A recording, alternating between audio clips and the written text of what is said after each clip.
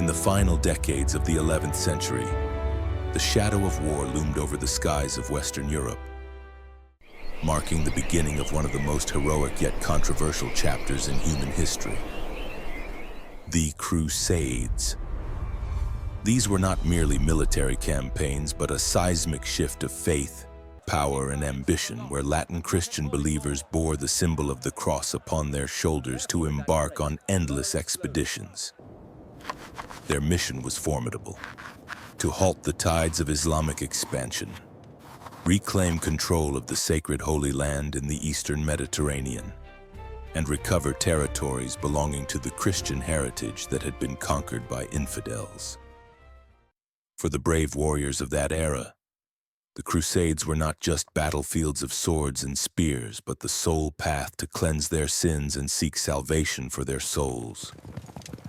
From the historic call in 1095 that ignited the First Crusade until 1291, when the last Latin Christian stronghold was driven out of their kingdom in Syria, the fires of expedition blazed across the world, from the lands of Spain to the frigid waters of the Baltic. Although the movement continued to smolder for centuries thereafter, by the 16th century, the rise of the Reformation and the waning power of the Pope caused that chivalric spirit to gradually fade into the ashes of history. To this day, the extremist and brutal actions during these campaigns remain a poignant subject, scrutinized by historians through various lenses. Nevertheless, it is undeniable that the Crusades served as a pivotal lever, expanding the living space and influence of Middle Ages Europe across the globe. This is a three-part series synthesized by History Decoded Official from the most significant historical documents. We hope you will join us and support this series. Now let us journey back in time to begin Part 1. The context and preparation of the crusading armies. Although still appearing underdeveloped when compared to the brilliant civilizations surrounding the Mediterranean basin, by the late 11th century, Western Europe had quietly transformed into a formidable force. This land was originally a collection of primitive feudal kingdoms, where private wars, pillaging, and disputes over vassal inheritance were commonplace. However, amidst this chaos, the seeds of an effective centralized administrative system had begun to take root within the major dynasties. At the same time, a great transformation was taking place in the heart of Europe. From the late 10th to the 13th century, a population explosion ignited a powerful economic renaissance. Dense forests were pushed back to make way for farmlands, borders expanded, and trade markets were reconstructed with newfound vitality. On the high seas, Italian fleets began to challenge Islamic dominance in the Mediterranean. Notably, the far-reaching Gregorian reform empowered the popes, allowing them to intervene more deeply in secular affairs. Evidence of this authority came in 1095, when Pope Urban II possessed enough influence to convene critical church councils, despite fierce rivalry from the German Emperor Henry the Modern. Western Europe at the end of the 11th century was truly brimming with vitality and confidence. Furthermore, the success of the Norman conquest of England in 1066 demonstrated that Westerners were fully capable of organizing military expeditions on a massive scale. It was at this precise moment that the Seljuk Turks tribes from the northeastern borders who had recently converted swept southward like a flood, seizing Iran with the fanatical fervor of new converts. The Crusade was not merely a military endeavor, it was the echo of a religious life simmering across Western Europe. Society at that time operated around mystical beliefs where divine omens, miracles, or natural disasters were all perceived as direct supernatural interventions. The laity were far from indifferent to the Church's fate. They were ready to rise in protest against unworthy clerics. In this context, a peace movement emerged, particularly in France. Under the leadership of bishops, the decrees of the peace of God and the truce of God were proclaimed. These were efforts to restrain violence on sacred days and to protect women, peasants, and vulnerable pilgrims from looting. Paradoxically, it was at the Council of Clermont, 1095, where these ideals of peace were reaffirmed, that Pope Urban II also launched the war. Yet in the mindset of that era, a war to aid fellow believers in the East and defend the Christian world was not a crime, but a sacred mission, a work pleasing to God. This consciousness was further reinforced by the presence of 3 pilgrimage centers, representing absolute faith. Rome, the resting place of St. Peter and St. Paul. Santiago de Compostela, where the remains of St. James the Greater are preserved. Jerusalem, home to the Holy Sepulchre of Jesus. Pilgrimage evolved from an act of piety into a formal penance for grave sins. Additionally, the fear of the approaching apocalypse around the millennial milestones of 1000 and 1033 loomed over society. It was believed that a final emperor succeeding Charlemagne would lead the army of faith to Jerusalem to await the second coming of Christ. The city of Jerusalem, the symbol of the celestial city, has always held a sovereign place in the hearts of Westerners. However, in the mid-11th century, the rise of the Seljuk dynasty upended everything. Initially, they headed toward Egypt to confront the Fatimid Caliphate, but later pivoted toward the Anatolia region of the Byzantine Empire. In 1071, catastrophe struck at the Battle of Manzikert, where the Byzantine army suffered a crushing defeat, and Emperor Romanus IV, or Diogenes, was captured alive. The gateway to Asia Minor, the heart of the Eastern Christian world, was flung wide open. By 1085, when the city of Antioch in Syria fell, Byzantine prestige hit rock bottom. The tide of Islam had now pressed against the gateways of the capital, Constantinople. Faced with an existential threat, Emperor Alexius III Comnenus was forced to send a plea for aid to the West. This entreaty arrived at a precise moment when relations between the eastern and western branches were warming after the Great Schism of 1054. Following the death of the Norman leader Robert Guiscard in 1085, who had once been a menace to both sides, the conditions for reconciliation were ripe.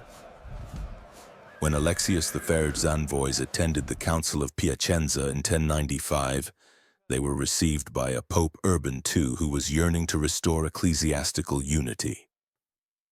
The most explosive event occurred at the Council of Clermont on November 18, 1095.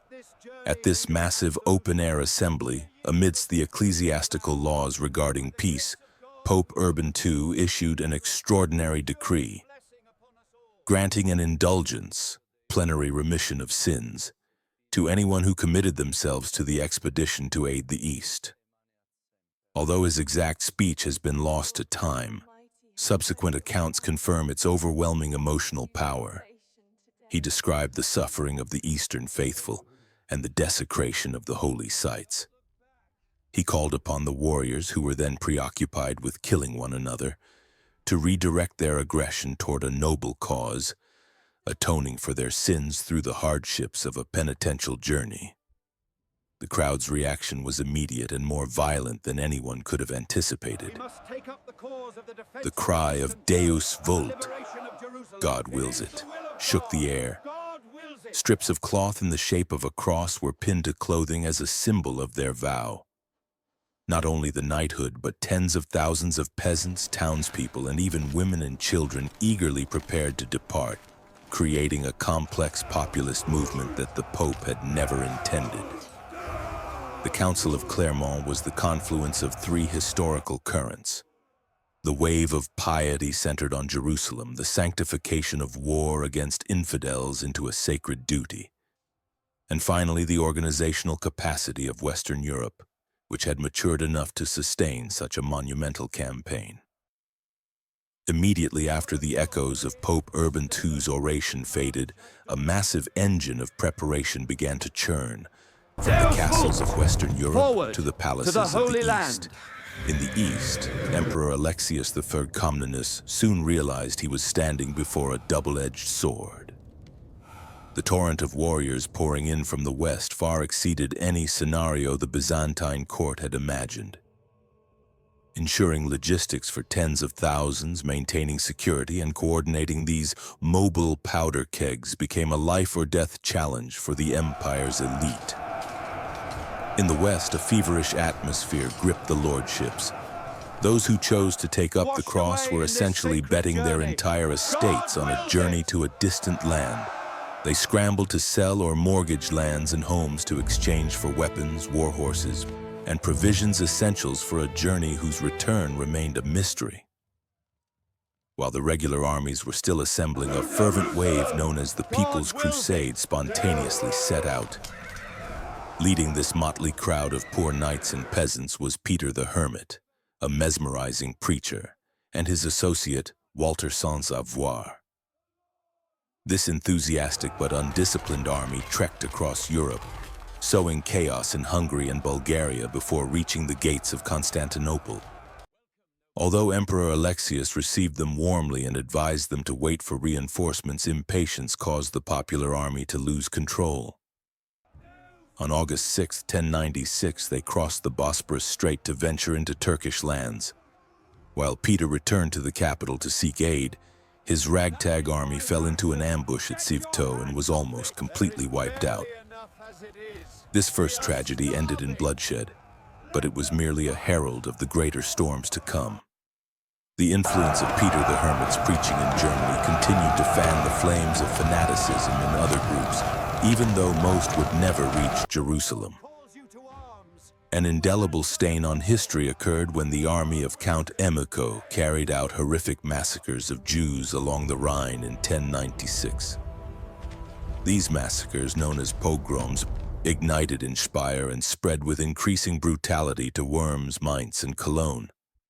This was the darkest chapter in medieval Christian-Jewish relations, marking the rise of anti-Semitism in Europe. Facing the Crusaders' swords, the Jews had only two choices: convert or die.